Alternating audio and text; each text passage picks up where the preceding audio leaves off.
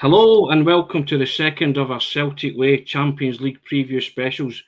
Joining myself, Tony Haggerty, and Sean Martin on this occasion is British-Ukrainian journalist Andrew Todos. Now, Andrew is the founder of website Shakhtar Donetsk and is an expert in Ukrainian football. So he's here to talk with us today about Wednesday's upcoming game between Shakhtar Donetsk and Celtic in Warsaw on match day 2 of the Champions League. Now, both sides had vastly different starts to their respective Champions League campaigns. Shakhtar swept aside RB Leipzig 4-1 in Germany, Leipzig sacking their head coach Dominic Tedesco afterwards, while Celtic lost 3-0 to Real Madrid in Glasgow. First and foremost, welcome Andrew, welcome to the show. Thanks for having me. Looking forward to chatting a bit about Celtic and everything that we can expect, hopefully, from the match. Well, my first question, Andrew, to you. Game 2, Champions League, shaping up to be a pivotal one for both sides' qualification ambitions. Is the pressure all on Celtic now, considering that Shakhtar have gone to Germany and won? I don't know. It's difficult to say. I think ahead of this Champions League campaign, the hopes for Shakhtar in the Champions League at all were very low. I think a lot of people were expecting it to be a battle between, Celtic and Shakhtar for the third spot potentially. Mm-hmm. But after that first result, which was obviously a surprise, but probably got to caveat that RB Leipzig were terrible during that game. So, and probably good reason why Tedesco got sacked, because I think they've had a terrible start to this campaign. Mm-hmm. But I think they've now got a bit more riding on it, probably a bit more pressure to perform next week, especially as it's a home game in inverted commas. Yeah. Like I saw the day that we're recording this, 2,500 tickets left for the stadium. So it could be a sellout by the time kickoff comes. So that'll be really interesting to see sort of how fervent the support is for Shakhtar, or if it's going to just be a lot of Poles coming to see a bit of Champions League football or the like. But I'm excited, and I think it's going to be a very even and tense match, to say the very least. Shakhtar boast an ex-Celtic player in their ranks, Andrew, Marian Shved. He scored twice in that 4-1 win over RB Leipzig. Is he a key player already? I know he's just there, but can he be a key player against his old club? Yeah, well, you couldn't write, could you? Obviously, Shakhtar and Celtic sort of draw each other, and then Shved, who was already rumoured to be joining the club just, I think, around the time of the draw. Mm-hmm. Then he got announced a few days later. So I think he's already proven that he's got an eye for goal. Something that even when he was at Celtic, in his limited appearances, in that European campaign, managed to magic something out of nowhere. So I think he's probably got a bit of retribution or something along the lines when he's playing against Celtic, just to sort of show, hey, this is what you missed out on. But obviously we know that he's had problems with managers. Neil Lennon didn't really like him. Brendan Rodgers didn't want him. He's had a few problems in McKellen, where he moved to obviously afterwards, despite a few quite bright spells in pockets. So I think the main thing with Shved is the consistency. Yeah, he's pulled this out of the bag in sort of his first big game. One of them was handed on a plate, massive howler by Galacci for his first goal, but then his second goal, deflection, but he's got an eye for goal in those sort of areas around the box. So I wasn't too surprised that he scored that. So I think we'll have to wait and see, but I think he certainly is one of the key attacking threats that Celtic will have to look out for, and I'm sure he'll be motivated as anything, given the circumstances and the history. He scored on his debut, Tory, do you remember? Nom Kalju. Yeah, Nom Kalju, yeah. Nom Kalju, yeah. It was, a lot was expected. I mean, he came with a decent reputation and stuff, but it's one of those ones that never worked out for him. In terms of the way that Shakhtar play, Andrew, from what I've watched, I'm not saying I've watched a lot, but I have watched clips. I like to do at least a wee bit of research. From what I've watched, they usually line up in a rough kind of 4-4-1-1, 4-4-2, have a lot of possession. But against Leipzig, they ceded the ball quite a bit. I think it was only like 32% possession, but yet they still scored 4. So how do you expect them to set up against Celtic? Are they comfortable enough with not having the ball? Yeah, so it's a bit of a different jump, obviously, the Champions League and domestic football, because domestically in the Ukrainian Premier League, they're very much the team playing on the front foot. They dominate possession. Everyone's got about 10 men behind the ball when they're playing against them. And on the whole, you kind of probably expect them to try and create a lot of chances of their own making, and whilst they're dominating possession.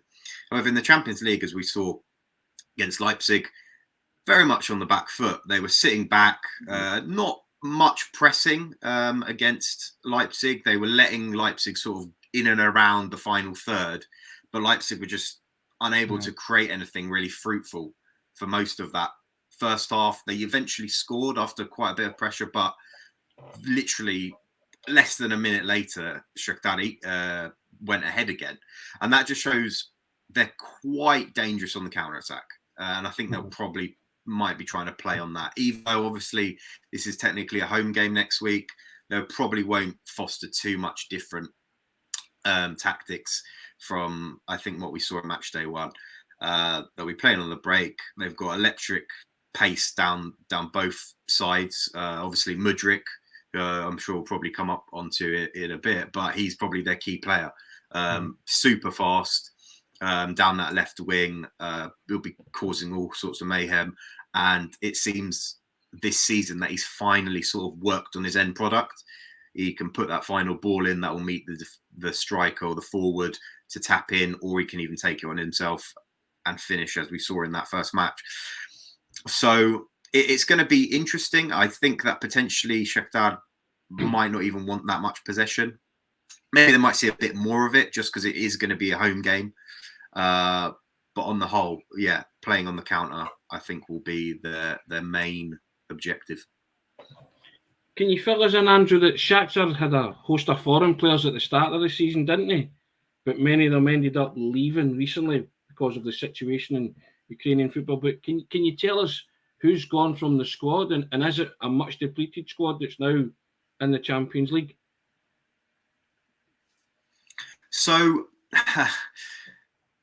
they lost 15 Brazilians in the team. And obviously we've known for many years now that Shakhtar, for past 20 years even, that Shakhtar is half Brazilian, or mainly their sort of attack and midfield, and then their sort of backline goalkeeper, usually a core of Ukrainians. So this time round, obviously all of them left. So, you know, the likes of Tete, he's moved to Lyon on loan. Marcus Antonio is playing, who's quite a promising centre midfielder. He also left. The guy usually lines up with the central defensive midfielder, Stepanenko. What's his name? Alan Patrick, he's gone back to Brazil. The fullbacks is Miley, who's a long-serving player. He's gone to Lille. Dodo went to Fiorentina from right back. Essentially, the whole team is completely, I wouldn't say new, but it's relatively inexperienced. So the core, obviously, defense has stayed roughly the same. So you've got some of the players that played in the past. So Stepanenko has been there for years, will be holding in at the base of midfield. Matvienko will be one of the centre backs, who's national team centre back for many years as well. Anatoly Trubin in goal, very tall, imposing, up and coming goalkeeper, currently under 21 goalkeeper, and he's had a few Ukraine national team appearances as well.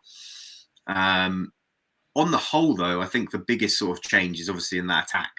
So obviously Mudryk, he came in last season, really broke into the first team under De Zerbi, who was the Italian coach that came in at the start of last season. He was starting to sort of fill himself into his boots on that left wing. And I think literally since obviously the war began, and then there's been a lot of friendlies he's been playing in. He's been playing for obviously the national team. Sure, you Scots have seen a bit of him in his cameo appearance in that playoff game. So he's probably the most exciting, most dangerous player in the side. And then compounded with that, they've signed a few other Ukrainian players that have been playing abroad, but probably may have fallen out of favour with their abroad sides just in recent months and over the past season or so. They've come back and sort of added a bit of quality to the side that they've lost from those Brazilians. So you got Marian Shved, of course. Ivan Petiak has arrived from Molfehérvár in Hungary. Also Alexander Zubkov has arrived from Ferencváros there as well. And Lassina Traoré, who was the only signing that arrived before the war began, you could say foreigner, he is the only one that's remaining. So he's been out for about 9 months with an ACL injury and really bad knee injury they picked up against Inter last year in the Champions League. And he's literally just come back over the past couple of weeks in the league, and then he came off the bench against RB Leipzig and scored a tap-in. So that's exactly sort of the kind of thing that he's there for. That's something that Shakhtar maybe have been lacking without his presence in the team over the past 9 months in their friendlies and in the opening matches of the Premier League. But it looks like that they're in a sort of a good way, or as best as they possibly can, despite all the exits. And obviously, on top of the Brazilians, you've had Manuel Solomon, he left for Fulham, and a few others here and there. But I think the biggest impact, obviously, for Shakhtar, less the players leaving, moving on, it's more that they've lost a lot of money in transfer fees in terms of basically all of these players have gone for nothing. So that's why this Champions League campaign, I think, is quite vital to try and perform as best as they possibly can to try and rake in some of that prize money. One of the names you mentioned there, Alexander Zubkov, he actually played, Tony, against Celtic in that 3-2 Ferencváros game. Yeah, I don't think he played in the other leg actually. But Andrew, another question, and it's kind of related to this next question. But can you kind of fill us in on how FIFA's decision on contracts during the war with Russia has kind of impacted Ukrainian football and specifically Shakhtar, but more generally as well? Yeah, so I mean, I think Shakhtar were the ones the most impacted by that ruling. So the ruling is essentially that any player who plays in Russia or in Ukraine, a foreigner, can break their contract and go to another club in a sort of loan for at least another year. So they're technically still owned by the parent club, but they've gone on to the other club who pay their wages, etc. The issue for Shakhtar is that a lot of their players that have done that, for example, from this summer until next, they're in the sort of final year and a half of their contract. So they'll come back, obviously, to Shakhtar, or they might not even come back at all at the end of next summer, and they can sign a pre-contract deal with the club that they're currently at or anywhere else. So that's what happened with Manuel Solomon. For example, I think Fulham had agreed with Shakhtar a deal of like 7 million or something, which was already cut price. Yeah. He was around 20 million valued, at least last winter, maybe 2021. And so he's massively cut price. And then that ruling came in like a couple of days later. Fulham sort of stopped taking their calls. And I mean, you can't blame Fulham in this, really. They got the player for free on that loan deal. And hey ho, but now he's out for until like the end of this year with a knee injury or something, which karma maybe, but I don't know. But I don't want to be that guy. But yeah, elsewhere the same with like Tete. I think for Fiorentina though, they took Dodo, the quite promising right back, but they actually bought him because I think he had a couple of years left in his contract, and they were like, listen, we'll pay like 12 million or something. We'll just take him on. So from that perspective, it has been an impact for sure. I've seen, I guess in the news, I don't follow it too closely, but I think players from the Russian league have been actually getting, some players have left for free and all that kind of stuff, but some have actually got some sort of transfer fee for them.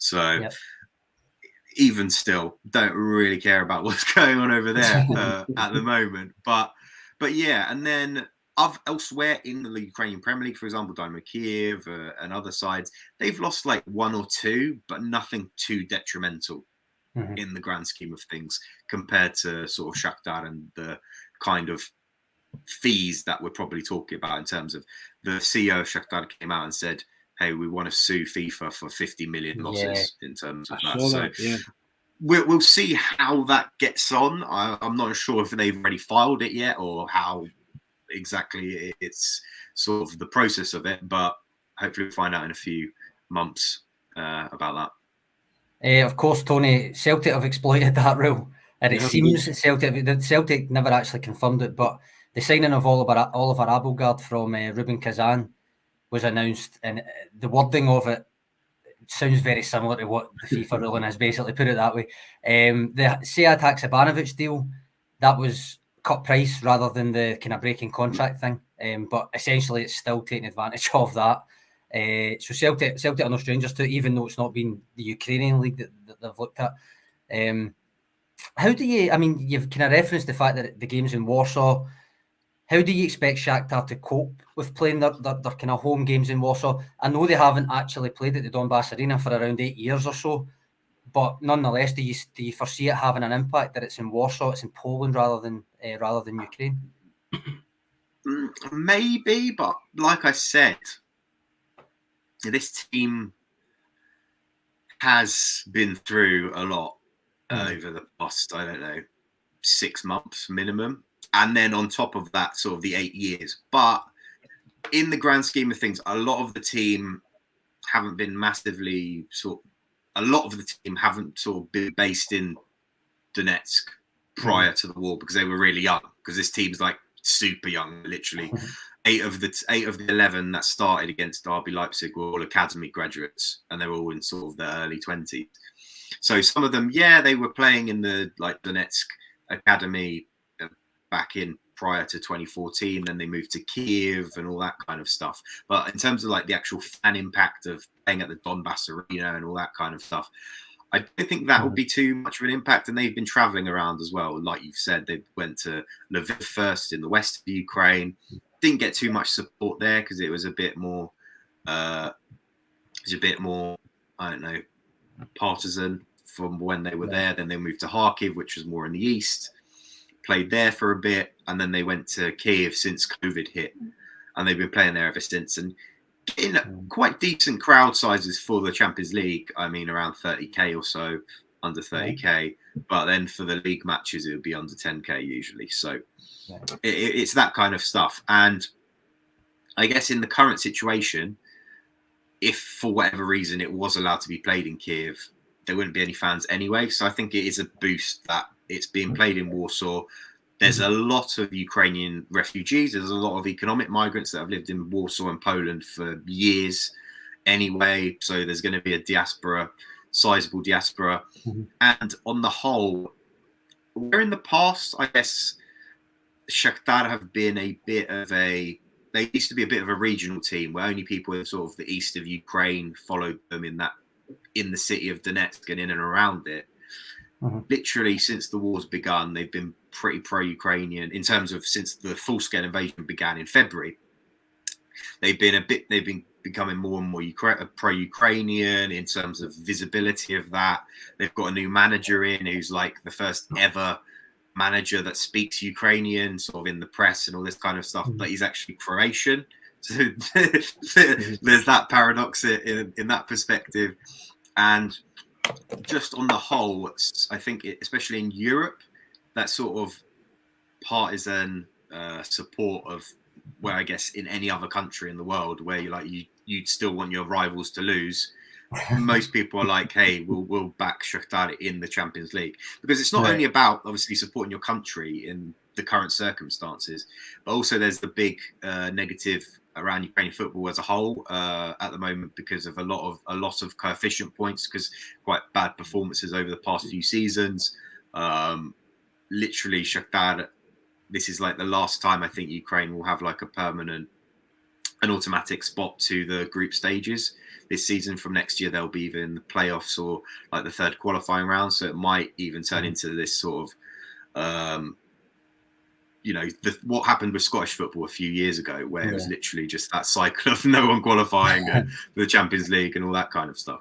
So, so there's a lot riding on them, and I think people are backing them because it inadvertently, them performing well in the Champions League will help potentially Dynamo Kiev, for example, if they were to win the league, for example, this season and then go into the Champions League next year, with those coefficient points and everything else. So, it's going to be interesting. I think that the support will be there.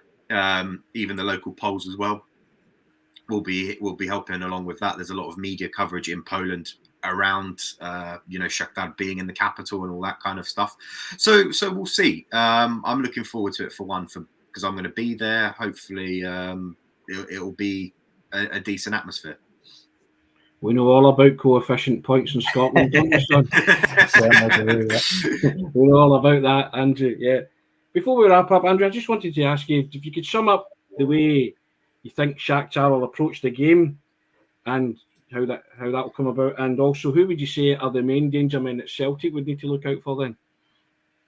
So from the off, I think they'll probably be a bit cautious. They might from kickoff, they might try and control the game a bit, like I said, but they'll probably be holding out on those counter-attacks. So maybe they'll soak up a bit of pressure, let Celtic come at them a bit, and then try and break with a few long balls across the top, because both the centre-backs, they're quite good at ball playing, midfield as well, not too bad at spraying passes. So it's just to feed in those wingers, whoever will be playing on either side. And, potentially, I'm not 100% sure how it will pan out, but they sort of played like a false nine against Leipzig, like Koval starting up front, and it was all like, he's not really centre forward, he's a winger. It's all a bit weird. So maybe we might see Traore come in from the off, after 2 sub appearances. Maybe he might be ready, maybe might go for something else. But yeah, I think on the whole, it'll be not too dissimilar from what we saw in RB Leipzig, just taking into account sort of the attacking threat that Celtic themselves have got. I know you guys have got a lot of pace as well going from the wing, so they'll be trying to be compact and trying to counter that as best as possible. And then, I've mentioned him a number of times already. Milo Mudryk, 100% the key man in that team, going to be trying to create a lot of stuff. He'll be trying to go on some mazy dribbles in and around from anywhere from the inside the penalty, the centre circle to your box. So it'll be interesting. Nonetheless, obviously, everyone's got to keep an eye on Marian Shved because that's one of those written in the stars kind of storylines. But we'll see what happens. I think that, as you said at the top of the programme, that's motivation for Shved, isn't it? Yep. Sean, it's happened before with ex-Celtic players. It certainly has, yeah. You've written a piece that'll be out by the time we put this out. Harold Brackpack, Henrik Larsson, ... Marian Shved, question mark? Hopefully not. Hopefully not. We don't want Marian Shved to add his name to that list, Andrew, but as you said, stars might align, football gods, football quirks of fate. These things are, you see, you couldn't write it. But listen, we'll call time on it there. Thank you for your contribution, Sean. First class as always. Check out the website and hit that subscribe button, guys. www.celticway.co.uk. I always forget that wrong, don't I, Sean? Try that again. www.celticway.co.uk/subscribe. That's better. And take advantage of our latest subscription deal, which is £1 for 2 months of free access. Now, Andrew, thank you so much for coming on. Joining us in this special episode, Champions League preview of Shakhtar Donetsk game. And you can catch Andrew on Twitter. And you can also catch him on the Zaraya Londonsk website. So we say thanks again to Andrew. Much appreciated. Much appreciated, Andrew. Cheers. A valuable insight into Shakhtar Donetsk. Mudryk and Shved, Sean. That's what I'm taking from that. Celtic need to watch them closely. Andrew, you've got a lot of players to watch out closely for, I think. But you'll find that out on Wednesday. Good luck. Enjoy the game, Andrew, because you'll be there. Cheers, you two guys, and fingers crossed for a good game. Cheers, Andrew. Cheers, Tony. Thanks very much.